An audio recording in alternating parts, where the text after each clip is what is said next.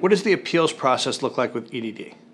So the appeals process with EDD operates as kind of a little mini trial.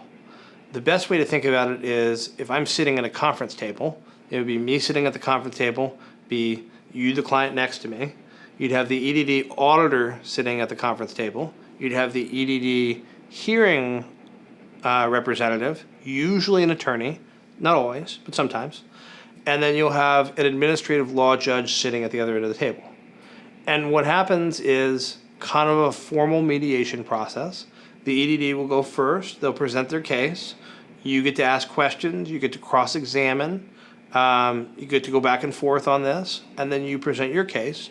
And they will ask you questions. They'll flesh out your case. And then ultimately, the judge in the case will make a decision. The judge isn't going to make a decision on the spot. They generally write their opinions in about 90 days. But it kind of functions as like a little bit of a mini trial. The rules of evidence are fairly loose, although they like you to present your evidence ahead of time so that everybody can review them. And you just kind of go back and forth. And you build the best case that you can. It's not as formal as a courtroom setting. Everybody is seated. Everybody's at the same table together. So it functions like that. EDD appeals, number one, they take a long time. It usually takes a while to get in front of the California Unemployment Insurance Appeals Board.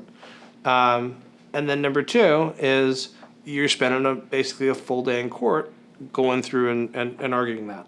And so even though it's an administrative setting, there is a certain level of formality. You have to have a certain level of preparation with it. And obviously you want to do the best you can on the appeal in order to reduce your liability. So that's a good overview of what the appeals process looks like when you go through an EDD appeal.